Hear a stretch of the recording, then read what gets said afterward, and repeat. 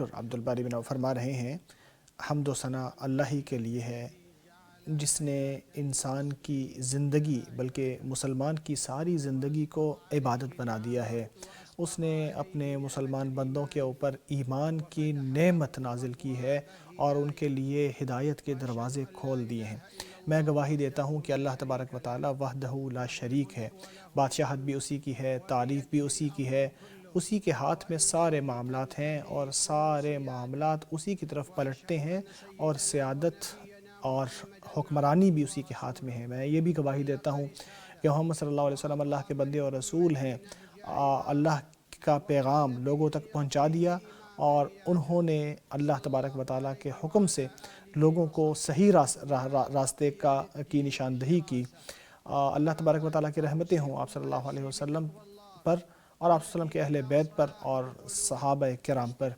میں آپ کو نصیحت کرتا ہوں کہ اللہ کا تقوی اختیار کرو، اسی کے ذریعے آپ کو نجات حاصل ہو سکتی ہے۔ اللہ تعالیٰ کا فرمان ہے، اے لوگوں جو ایمان لائے ہو اللہ سے یوں ڈرو جیسے اس سے ڈرنے کا حق ہے، تم کو موت کا وقت اسی حال میں آئے کہ تم مسلمان ہو۔ جو نوکری ہے وہ ایسا کام ہوتا ہے کہ جہاں انسان جاتا ہے اور اپنی زندگی کا ایک وقت گزارتا ہے، روزانہ جاتا ہے، وہاں کچھ وقت گزارتا ہے اور شام کے ٹائم واپس آ جاتا ہے۔ وقت کے ساتھ ساتھ یہ ایک عادت سی بن جاتی ہے جس میں انسان اکتاہٹ کا شکار بھی ہو جاتا ہے اور کبھی انسان تھک سا جاتا ہے اس کی وجہ سے۔ لیکن یہ جو نوکری ہے اس کے اسلام میں کچھ اور ہی معاملہ ہوتا ہے۔ جب انسان اپنے گھر سے نکلتا ہے یہ سوچتے ہوئے کہ وہ عبادت کی طرف جا رہا ہے، تب عمل کا یا کام کا وقت جو ہے وہ عبادت بن جاتا ہے۔ جو کامیابی حاصل کرتا ہے وہ اللہ تبارک و تعالیٰ کی قربت بن جاتا ہے۔ جو محنت وہ کرتا ہے وہ اللہ تبارک و تعالیٰ کی قربت کا ذریعہ بن جاتا ہے۔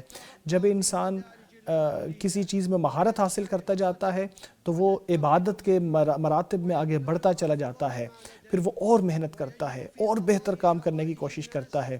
لوگوں کے کام کرنے میں پھر اس کو مزہ آنے لگتا ہے، اس کو تھکاوٹ نہیں ہوتی، کیونکہ وہ اللہ کے لیے کام کر رہا ہوتا ہے قبل اس کے کہ وہ لوگوں کے لیے کام کرے۔ جو اپنے کام میں اللہ کو یاد رکھتا ہو اس کو اپنے کام میں برکت مل جاتی ہے، اس کو کامیابی ملتی ہے۔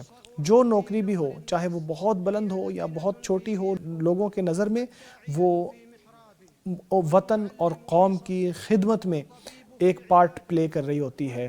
استاد اپنی جگہ، انجینئر اپنی جگہ اور امن کے محافظ اپنی جگہ، مینیجرز اپنی جگہ، یہ سب لوگ اور ان کے علاوہ بھی بہت سارے لوگ اپنا اپنا کردار ادا کر رہے ہیں، وہ پیغام ادا کر رہے ہیں جو ان کے ذمے ہیں۔ یہ سب مل کر معاشرے کو آگے بڑھا رہے ہوتے ہیں، اس کی عمارت کو مضبوط تر کر رہے ہوتے ہیں، زندگی کو مستحکم بنا رہے ہوتے ہیں۔ یہ نوکری صرف ایک ایگریمنٹ نہیں ہے جو جسم کو لا کے وہاں کچھ دیر بیٹھ جانے کے بعد چلے جانے کا نام ہے، بلکہ یہ ایک ذمہ داری ہے جس کے بارے میں قیامت کے دن سوال بھی کیا جائے گا۔ جب انسان کسی جگہ نوکری کرتا ہے تو وہاں بیٹھنے والی گھڑیاں امانت ہیں، وہ ذمہ داری ہے، لوگوں کے ساتھ تعامل کرنا بھی امانت ہے، ان کے راز بھی امانت ہے، ان کی ضرورتیں پوری کرنا بھی امانت ہے۔ جو اس امانت کا لحاظ کرے یا اس کا اندازہ صحیح معنی میں رکھے اپنے دماغ میں، تو پھر وہ لوگوں کے معاملات کبھی بھی ان میں تاخیر نہیں کرتا اور بغیر کسی وجہ سے ٹال مٹول نہیں کرتا، بلکہ اس کا ضمیر اس کو اللہ تبارک و تعالیٰ کا خوف اس کو اپنا کام صحیح طریقے سے ادا کرنے پر اکساتا ہے، ہر حقدار کا حق ادا کرنے پر اکساتا ہے۔ ہر نوکری کرنے والا خدمت کر رہا ہوتا ہے اور یہ خدمت کرنا اللہ تبارک و تعالیٰ کے ہاں بہترین کام ہے۔ جیسا کہ آپ صلی اللہ علیہ وسلم کا فرمان ہے، اللہ کے ہاں سب سے محبوب بندہ وہ ہے جو لوگوں کا سب سے زیادہ کام کرتا ہو، جو لوگوں کے لیے سب سے زیادہ مفید ہو۔ انسان کو اجر اس وقت زیادہ مل جاتا ہے جب وہ ایسے موقع پر ہو یا ایسی جگہ پر ہو جہاں پہ وہ خدمت کر رہا ہو، وہ اپنے میدان سے بڑھ کے کہیں اور پہنچ رہا ہو۔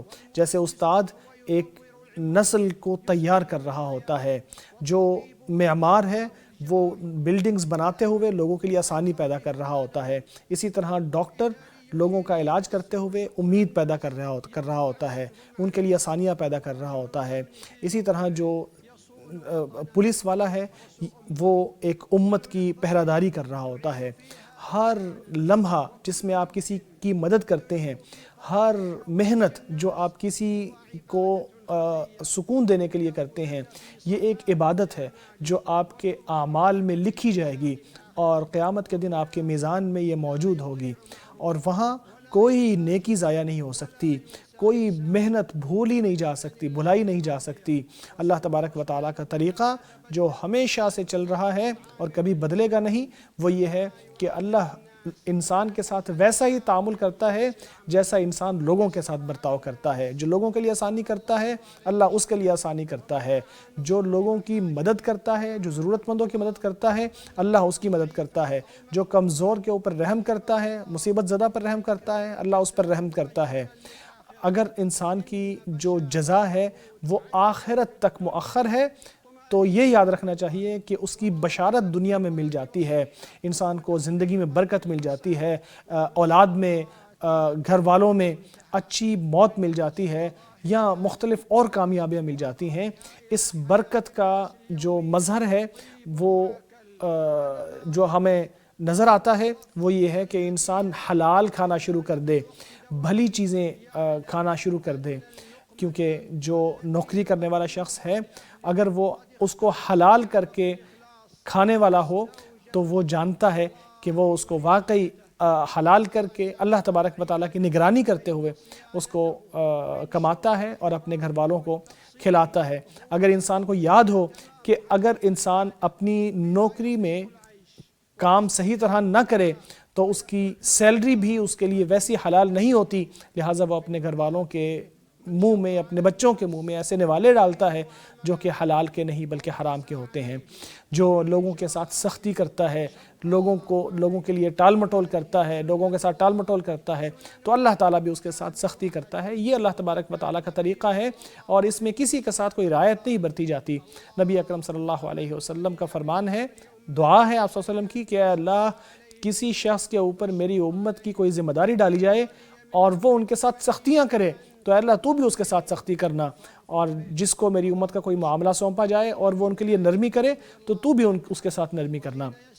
اسے سیدہ عائشہ رضی اللہ تعالیٰ عنہ نے روایت کیا ہے۔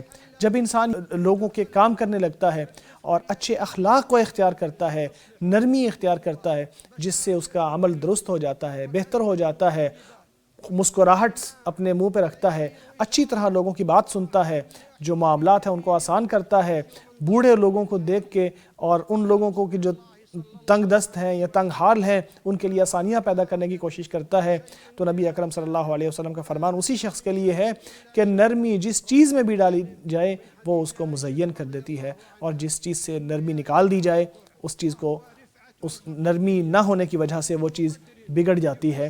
اسی طرح ہمیں یاد رکھنا چاہیے کہ جب نرمی انسان کے دل میں ہوتی ہے تو وہ انسان کے اندر نظر آتی ہے، انسان کے چہرے پہ نظر آتی ہے۔ نوکری بلندی کا ذریعہ نہیں ہے بلکہ لوگوں کی خدمت کا، تواضع کا ذریعہ ہے۔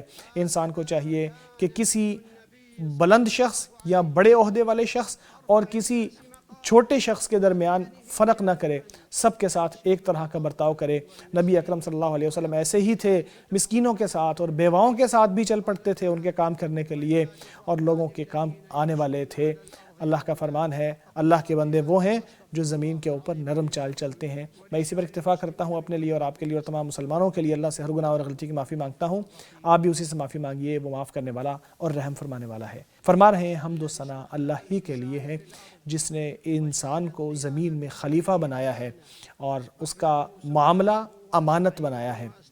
میں اللہ تبارک و تعالیٰ کی حمد و ثنا بیان کرتا ہوں اور اس سے معافی مانگتا ہوں، اس کے سامنے جھکتا ہوں، اس کی فرما برداری کرتا ہوں۔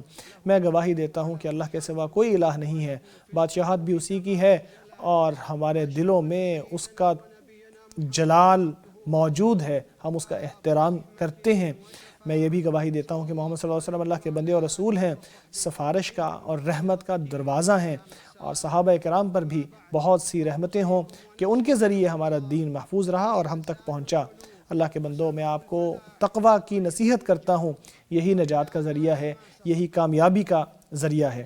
جو باتیں پہلے خطبے میں آئی ہیں اس کی بنیاد پر ہر انسان کو جو نوکری کرتا ہے اس کو جان لینا چاہیے کہ یہ ایسے دن نہیں ہیں جو گزر جائیں گے اور پھر انسان بھول جائے گا انہیں، بلکہ یہ پورا نامہ اعمال ہے جو لکھا جا رہا ہے، جو مدون کیا جا رہا ہے۔ قیامت کے دن جب آپ اللہ کے سامنے پیش ہوں گے تو یہ آپ کے سامنے ہوگا۔ اللہ کا فرمان ہے جس نے ذرہ برابر نیکی کی ہوگی وہ اس کو دیکھ لے گا۔ اس کے بعد میں یہ کہوں گا کہ نبی اکرم صلی اللہ علیہ وسلم پر درود و سلام بھیجیں کہ جس کو اللہ تبارک و تعالیٰ نے بلندی عطا فرمائی ہے۔ اللہ نے ان کو بہت ساری بلندیاں عطا فرمائی ہیں۔ اللہ کا فرمان ہے اللہ اور اس کے ملائکہ نبی پر درود بھیجتے ہیں، اے لوگو جو ایمان لائے ہو تم بھی ان پر درود و سلام بھیجو۔ اے اللہ اپنے بندے اور رسول محمد صلی اللہ علیہ وسلم پر درود و سلام نازل فرما، جب بھی ان کا کوئی ذکر کرے، جب بھی ان سے کوئی غافل ہو۔ ناظرین، خطبے میں آخر میں دعاؤں کا جو سلسلہ ہوتا ہے وہ شروع ہوا ہے، دعاؤں میں شامل ہو جائیے۔ فرما رہے ہیں اے اللہ مسلمانوں کی حفاظت فرما، فلسطین میں ہمارے مسلمان بھائیوں کی مدد فرما، اپنے اور ہمارے دشمن کے خلاف ان کی مدد فرما۔ اے اللہ مسجد اقصیٰ کی حفاظت فرما، تو ہی طاقت والا اور تو ہی عزت والا ہے۔ اے اللہ ہم تجھ سے جنت کا اور جنت کے قریب لے جانے والے اقوال و اعمال کا سوال کرتے ہیں، جہنم سے اور جہنم کے قریب لے جانے والے اقوال و اعمال سے تیری پناہ میں آتے ہیں۔ اے اللہ ہمارے دین کی اصلاح فرما جس پر ہمارے معاملے کا دار و مدار ہے۔ اے اللہ ہماری دنیا کی اصلاح فرما جس میں ہماری کمائی ہے، ہماری آخرت کی اصلاح فرما جس کی طرف ہم نے پلٹنا ہے۔ زندگی کو نیکیوں میں اضافے کا ذریعہ بنا اور موت کو تمام برائیوں سے نجات کا ذریعہ بنا۔ اے اللہ ہمارے تمام معاملات کو سنبھال لے اور ہر معاملے کا خاتمہ اچھا بنا، دنیا کی رسوائی اور آخرت کے عذاب سے ہمیں بچا۔ اے اللہ ہمارے ایمان میں اضافہ کر دے، ہمیں توفیق عطا فرما، ہمیں بلندیاں عطا فرما۔ اے اللہ ہم پر بارشیں نازل فرما، اے اللہ ہم پر بارشیں نازل فرما، اے اللہ ہم پر بارش نازل فرما۔ اے اللہ رحمت کی بارشیں جن میں کوئی توڑ پھوڑ نہ ہو، جن میں کوئی ڈوبنا یا ڈبونا نہ ہو۔ اے اللہ ایسی بارشیں کہ جن میں ملک اور قوم کو فلاح ملے، ان کو کامیابی ملے اور ان کو پانی کی فراوانی ہو۔ اے اللہ خادم حرمین شریفین کو اور اس کے ولی عہد کو ان کاموں کی توفیق عطا فرما جن میں اسلام اور مسلمانوں کا نفع اور فلاح و بہبود ہے۔ اے ہمارے رب، ہم نے اپنے نفس پر ظلم کیا ہے، اگر تو نے ہم پر رحم نہ کیا اور ہمیں معاف نہ کیا تو ہم گھاٹا پانے والوں میں شامل ہو جائیں گے۔ اے اللہ ہمیں بھی بخش دے اور ہمارے ان بھائیوں کو بھی جنہوں نے ہم سے پہلے ایمان قبول کیا ہے۔ ہمارے دلوں میں اہل ایمان کے لیے ذرہ برابر بھی قدرت نہ رکھنا۔ اے اللہ ہمیں دنیا بھی بھلائی دے اور آخرت میں بھلائی، اور ہمیں آگ کے عذاب سے بچا۔ اللہ عدل و احسان کا حکم دیتا ہے، ظلم اور زیادتی سے منع کرتا ہے، وہ تمہیں نصیحت کرتا ہے تاکہ تم سبق لو۔ اللہ کو یاد رکھو، وہ تمہیں یاد رکھے گا، اس کی نعمتوں کا شکر ادا کرو، وہ تمہیں مزید عطا فرمائے گا۔ اللہ کا ذکر تو اس سے بھی بڑی چیز ہے اور اللہ جانتا ہے جو کچھ تم کرتے ہو۔ ناظرین، مدنی خطبہ بھی مکمل ہو گیا ہے، اب انشاءاللہ اگلے ہفتے اس کے بعد ملاقات ہوگی، اگلے جمعے خطبات کے ساتھ۔ تب تک کے لیے اجازت دیجیے، السلام علیکم ورحمۃ اللہ وبرکاتہ۔